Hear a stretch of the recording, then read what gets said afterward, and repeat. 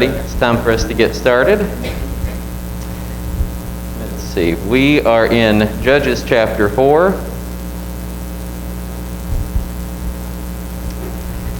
And we got up to verse 17 on Thursday. On Thursday we saw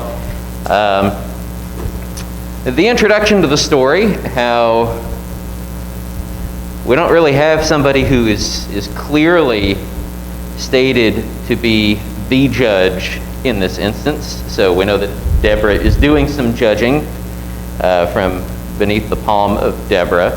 But we went over how the duties of a judge seem to be split between Deborah and Barak and one other person that we will see in today's reading. And so we've noticed there's also this general problem of, absenteeism. Right? So, for example, we get the name of this guy, Lapidot, which means light or lamp. But he's nowhere to be seen. It's Deborah, his wife, who has to be the guiding light to Israel. Barak is there, but he's reluctant to do his job until Deborah admonishes him to go do it, and then she has to accompany him. But ultimately, this story ends in faith because you have Sisera, the enemy general, who has brought his army with 900 chariots of iron to the base of Mount Tabor, and Barak leads his armies down to confront Sisera's army. And the Lord routs Sisera and all his chariots and his army before Barak by the edge of the sword. But Sisera has run off. And so we're going to get that part of the story today. So let's start in verse 17. But Sisera fled away on foot to the tent of Jael, the wife of Heber the Kenite, for there was peace between Jabin the king of Hazor and the house of Heber the Kenite. And Jael came out to meet Sisera and said to him, "Turn aside, my lord, turn aside to me. Do not be afraid." So he turned aside to her into the tent, and she covered him with a rug. And he said to her, "Please give me a little water to drink, for I'm thirsty." So she opened a skin of milk and gave him a drink and covered him. And he said to her, "Stand at the opening of the tent, and if any man comes and asks you, 'Is anyone here?' say no." But Jael, the wife of Heber, took a tent peg and took a hammer in her hand. And she went softly to him and drove the peg into his temple until it went down into the ground while he was lying fast asleep from weariness. So he died.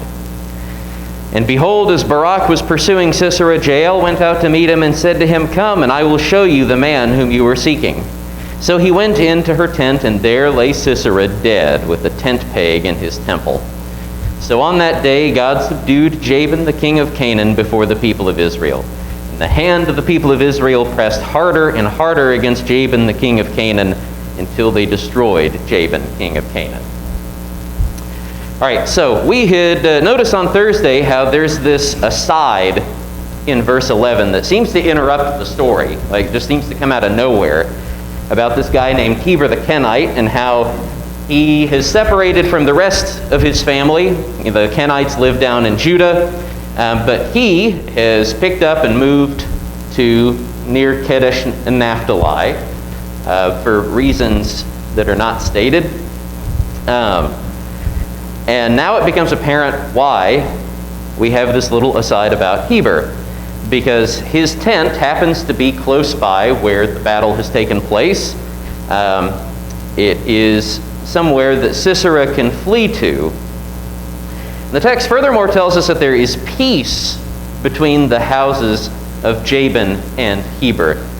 All right, this is one of the central problems of the book of Judges, is that Israel has been making covenants, has been making peace with the people of the land in ways that they shouldn't be. Right? That's one of the things that the angel of the Lord calls them out for in Judges chapter 2. The Lord says, "I told you not to make any covenants with them, but you did not listen to my voice." And Heber here is a good example of that. Right? Now, Heber he's not a native Israelite, right? He's a Kenite, but the Kenites have attached themselves to Israel, and so they shouldn't be making covenants with the nations either. But again, here they have, which is why Sisera expects to find safe haven with Heber's household, because Heber's household has made this peace with his master's household. Heber, like Lapidoth, we've heard Heber's name several times at this point in the story, but he's like Lapidoth. He's completely absent from the story, except in name. Right? Normally, Heber would be the one to receive a guest at the entrance of the tent. Right? As owner of the household, as the patriarch over his house, it would naturally fall to him to greet guests and to bring them in. But he is nowhere to be seen for this story. And again, it falls on the wife to take care of things. So Lapidoth is absent. It falls to Deborah. Heber is absent. Here it falls to Jael, his wife. And from here on out, the story pretty closely resembles the deception of Ehud.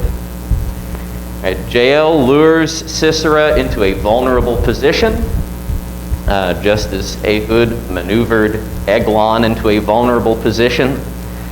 It gets him alone, offers him soothing words. She offers him a place to lie down. She covers him up. She gives him a drink of milk. Right? In fact, the tone of all of this is it's motherly, right? The way that she is comforting him and covering him up and giving him a glass of milk, tucking him in. It's all very soothing. And he is so at ease with her that apparently he falls asleep. And she comes to him secretly, softly, and then she assassinates him. His death is presented poetically, right? So we got all this build-up to his death until she takes the tent peg in her hand and the hammer, and she goes softly, secretly to him and drives it into his temple until it goes down into the ground. Our English translations tend to do a little explaining for us here, in a way that, this makes sense to us. Right, so if you look in verse 21, after she has taken the tent peg and the hammer in her hand, she went softly to him and drove the peg into his temple until it went down into the ground while he was lying fast asleep from weariness, so he died. Right, so the text kind of explains how she's able to get up on him with a tent peg in her hand without him doing anything about it. Right, and I think that is part of the way that we are to understand this. But it also makes for some really satisfying reading, because the way... All right, so like in English, we've got these connecting words. Right, while he was lying fast asleep from weariness. Hebrew has some of those words too, but usually by default, the way that Hebrew connects everything together is just with a string of ands. Right? They love to use the word and. And the way that this reads, again, it's really poetic. Let me give you a sense of how it would read in Hebrew. Then she went secretly to him and drove the peg into his temple until it went down into the earth, or into the land, and he was asleep, and he was weary, and he died. Right? Just a series of ands. So the text is explaining to us again why she's able to sneak up on him. It also is giving us a picture of him slipping away in death. That she drives the peg into his temple, and he slept soundly, and he was weary, and he died. Now what Jael does here is a pretty incredible thing. Because what is Jael's motive for doing what she does here? Based on what we've read, all right, looking at the text, does Jael have any motive at all for assassinating Sisera? I read it is that maybe she's trying to get peace between her and Israel. It says here that the two kings, her husband and this king, are actually at peace with each other. So her husband's house is at peace with Jabin, king of Canaan. So they're at peace with the enemy king. And she's just assassinated the enemy king's general. Now, perhaps she's interested in some peace with Israel. The text doesn't tell us that. I think it's what we would call a safe supposition, but it's not there in the text. What we have from the text would seem to point completely in the other direction. She's got every motivation not to assassinate Sisera. Right, again, this is someone who is supposed to be a treated friend of the house. And so you would naturally kind of expect, as Sisera expected, that Sisera would be able to find safe haven here. And that's part of what makes this, I think, incredible, is that she, from the text, seemingly has no motive to kill Sisera, and every apparent motive to help him. And yet, the way that things are presented in the text, her actions are pretty clearly part of God's work in delivering Israel. Right? So we found that because that's where the story goes. Right? Once Jael reveals to Barak that Sisera is dead in her tent, then the text concludes, so on that day God subdued Jabin, the king of Canaan, before the people of Israel. Right? What Jael has done is part of that. Right? And what Barak has done earlier from Mount Tabor is part of that. And what Deborah was doing in guiding Barak was part of that. So on Thursday, we noted some of these, what we have seen so far as like the job of a judge. That the judges in some way are supposed to provide guidance, leadership, which falls to Deborah. We also see them acting as military leaders, which falls to Barak. But we've also seen them engaging in, we'll say, wet work themselves, like Ehud. And in this story, that falls to Jael. So here in the story, we have the job of a judge split up among three people.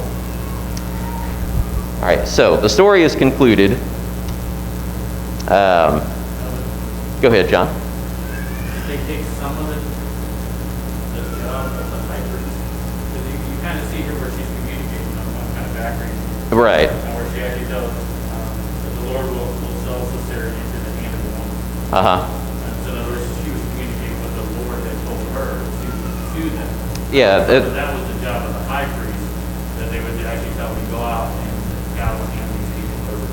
Right. So the text tells us that Deborah was a prophetess, and everything that she says comes true over the course of this story. So we can discern, at least in this, she is a true prophetess. Because, the part that you just read about him being delivered into the hand of a woman comes to pass.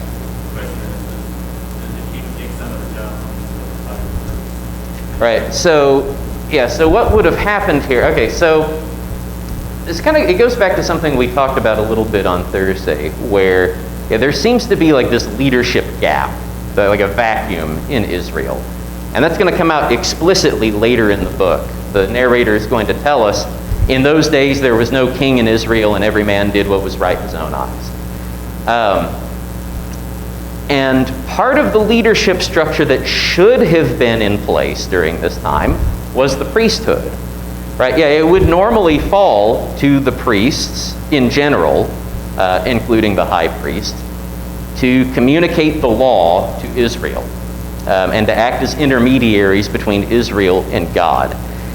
And it is interesting that we don't see the priesthood come up at all so far in the story.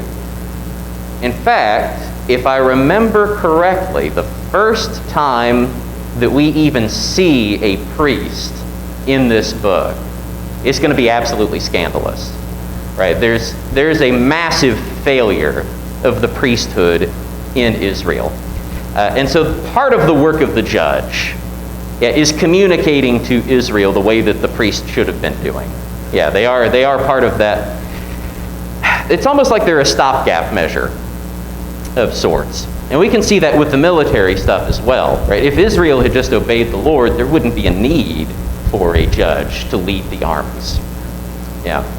So good question. Yes, ma'am.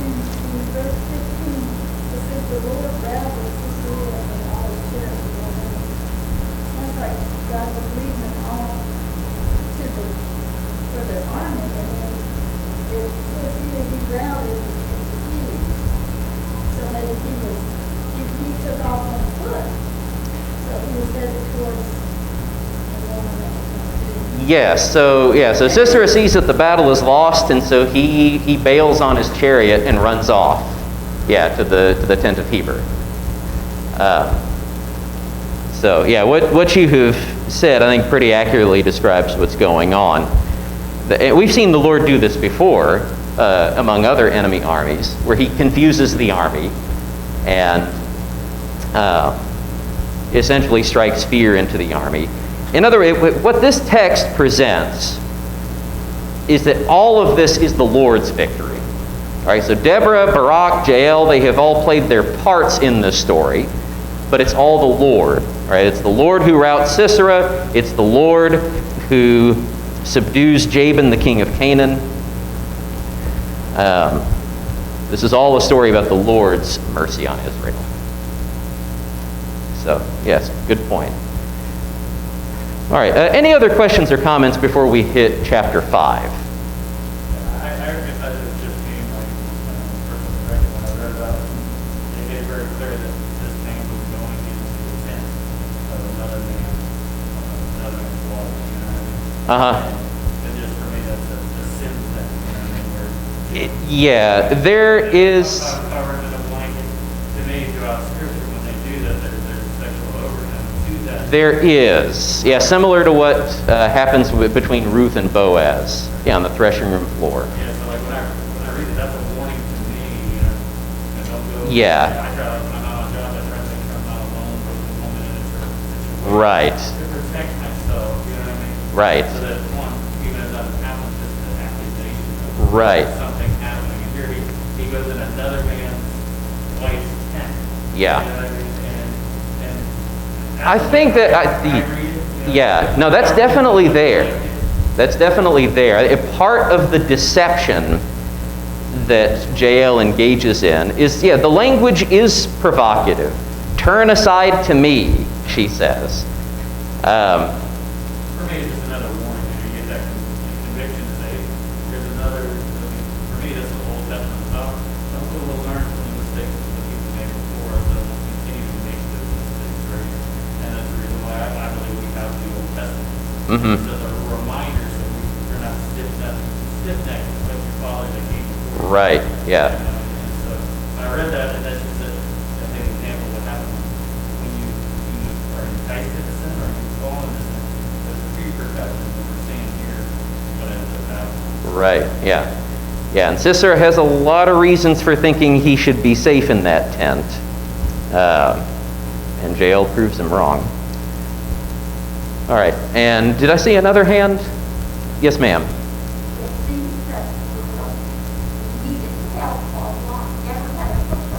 Yeah.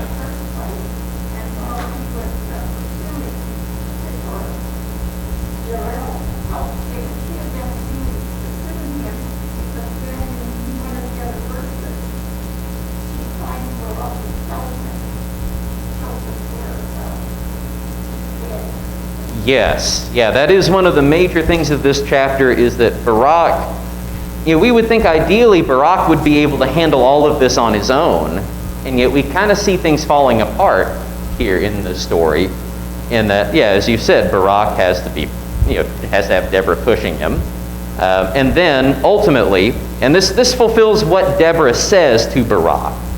Right, the road on which you're going will not lead to your glory, for the Lord will sell Sisera into the hand of a woman. And that's what we've just read at the end of the chapter, is Sisera being sold into the hand of a woman. So, good point. All right, let's continue into chapter 5. And I think today we will be finished with the saga of Deborah and Barak. So chapter 5 gives us a retelling of the whole story in song. It's kind of like how, you might remember after the Red Sea crossing, there is a song in Exodus that celebrates what just happened. This is very similar to that. So let's listen to the song. Then sang Deborah and Barak, the son of Abinoam, on that day, that the leaders took the lead in Israel, that the people offered themselves willingly, bless the Lord. Hear, O kings, give ear, O princes, to the Lord I will sing. I will make melody to the Lord, the God of Israel. Lord, when you went out from Seir, when you marched from the region of Edom, the earth trembled and the heavens dropped. Yes, the clouds dropped water. The mountains quaked before the Lord, even Sinai before the Lord, the God of Israel. In the days of Shamgar, son of Anat, in the days of Jael, the highways were abandoned, and travelers kept to the byways. The villagers ceased in Israel. They ceased to be until I arose. I, Deborah, arose as a mother in Israel. When new gods were chosen, then war was in the gates. Was shield or spear to be seen among 40,000 in Israel? My heart goes out to the commanders of Israel who offered themselves willingly among the people. Bless the Lord. Tell of it, you who ride on white donkeys, you who sit on rich carpets, you who walk by the way. To the sound of the musicians at the watering places, there they repeat the righteous triumphs of the Lord, the righteous triumphs of his villagers in Israel. Then down to the gates marched the people of the Lord. Awake, awake, Deborah. Awake, awake, break out in a song. Arise, Barak, lead away your captives, O son of Abinoam. Then down marched the remnant of the noble. The people of the Lord marched down for me against the mighty. From Ephraim, their root, they marched down into the valley, following you, Benjamin, with your kinsmen. From Machir marched down the commanders, and from Zebulun arose those who bear the lieutenant's staff. The princes of Issachar came with Deborah, and Issachar faithful to Barak. Into the valley they rushed at his heels. Among the clans of Reuben, there were great searchings of heart. Why did you sit still among the sheepfolds to hear the whistling for the flocks? Among the clans of Reuben, there were great searchings of heart. Gilead stayed beyond the Jordan. And Dan, why did he stay with the ships? Asher sat still at the coast of the sea, staying by his landings. Zebulun is a people who risked their lives to the death, Naphtali too on the heights of the field. The kings came, and they fought. They fought against the kings of Canaan at Taanach by the waters of Megiddo. They got no spoils of silver. From heaven the stars fought. From their courses they fought against Sisera. The torrent Kishon swept them away, the ancient torrent, the torrent Kishon.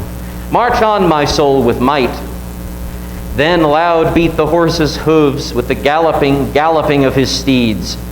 Curse Meroz, says the angel of the Lord. Curse its inhabitants thoroughly, because they did not come to the help of the Lord, to the help of the Lord against the mighty.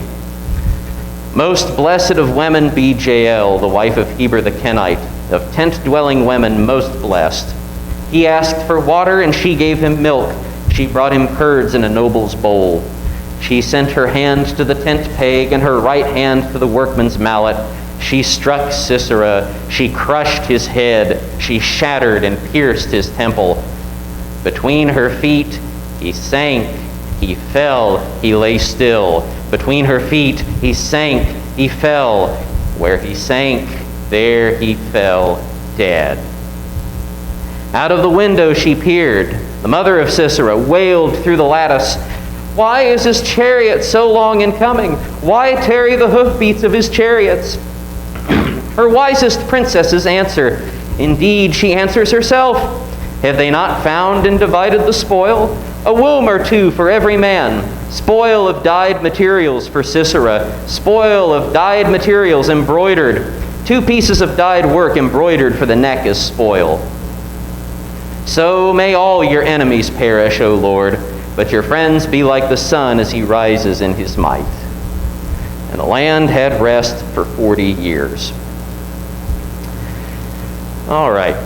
So the song gives us some really vibrant detail, and in fact presents us with something of a different picture than the prose telling of the story, and one that is far more friendly to Israel. All right, so we've heard the narrator tell us the story. Now we're hearing Deborah and Barak tell the story of what happened. And it starts, you go back to verse 2. And I think this should give us some sense of how we should regard the entire psalm. Look at verse 2. That the leaders took the lead in Israel, that the people offered themselves willingly. Bless the Lord. Now, based on what we read in chapter 4, how does that opening statement of the song strike you? When we read the story of Deborah and Barak and Jael in chapter 4, was the way that you came away from that story, were you thinking the leaders took the lead in Israel? And that's the moral of this story. That the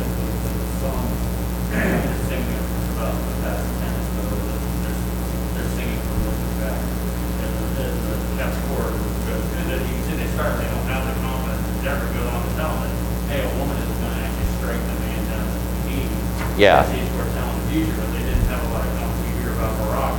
He really half-heartedly wanted to go. But here, in the song, they're singing about what happened in the past, so they know what happened. So the song kind of has that context. You know, the leaders led, and the people did their thing. Right. And so bless the Lord. Now, I think that's the most optimistic way that we can look at this song, is that the song begins with the way things eventually ended up in chapter 4. Is that, well, yes, at some point in chapter 4, the leaders took the lead, but what did it take, right? It took a lot of poking and prodding. At the very least, we have to call this a very optimistic look back at what has just happened. And this kind of optimism continues through the song, particularly in the roll call of Israel. I want you to remember, when we go back, in fact, let's go ahead and go back and read real quick in chapter 4. Let's see. We get this in a couple of places, like verse 6.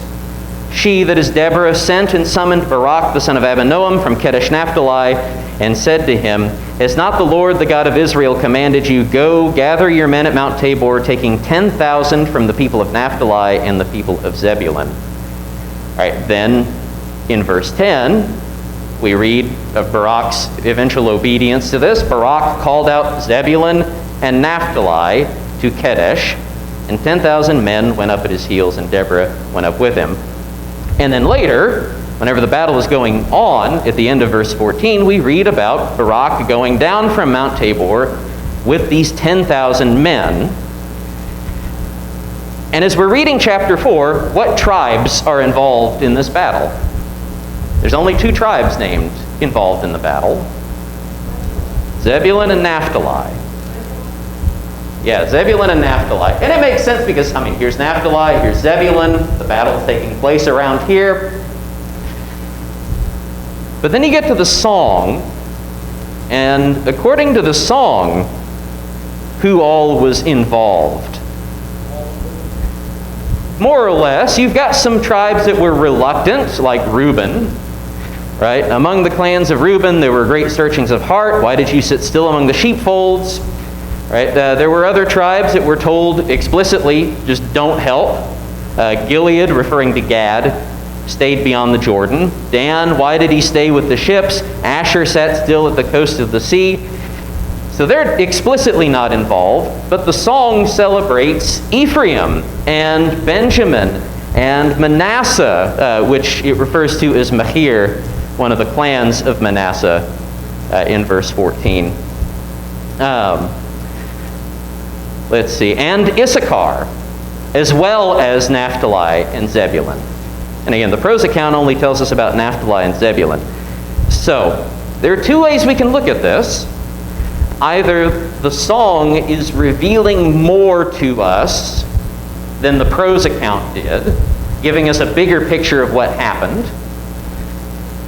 Or, perhaps Israel, particularly Deborah and Barak here, is being too optimistic in their estimation of themselves and how well they obeyed and how well they handled the situation. Now, there's nothing definitive here to make us say it has to be one or has to be the other, because again, this is a song given to us that Deborah and Barak are singing. This is not the narrator speaking to us. Uh-huh. And it says, "And the Lord routed Sisera and all his chariots." Right? Yeah. Chapter 5 and verse 15, 14 and 15, that's when they start talking about these armies or these different tribes coming to assist in the battle, right? Uh-huh. Whenever I read anything about battle, when you read the angel of the Lord, Uh-huh. talks to or the army of hosts, and I correct that those two Yeah. signify that it's something spiritual, like a spiritual happening. Right. Here it doesn't say that. It just says, "And the Lord." Yeah. There is, actually, the song does celebrate some spiritual battle going on as well. When, what verse was it in? Yeah, in verse 20, "From heaven the stars fought." The word for host, like armies, whenever we're talking about, heavenly host or Lord of hosts, it's the same word for stars.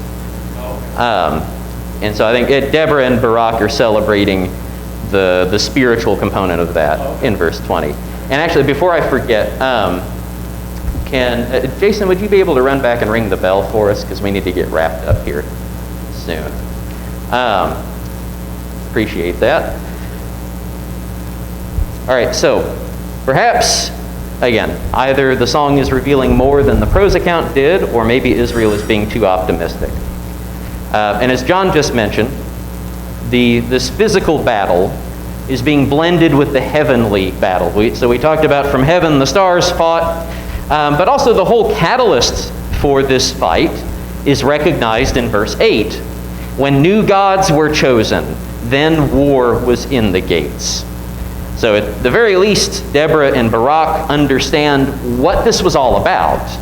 This is about Israel going after new gods, right? Not being faithful to the Lord, and that is what has brought war to them. And the Lord is presented as a warrior going out against the enemy. You have the heavenly host and nature enlisted against Sisera in the psalm. Rena? I want to make a comment because I've read this book before. Uh-huh. Despite the fact that I knew Sisera as, a villain, Yeah. I always felt sympathy for his mother. He's the mother of an adult son. Yes, and in fact, we'll close out the class by looking at this part, because this is, we've seen some dark humor in Judges up to this point. Here's some really dark humor for us.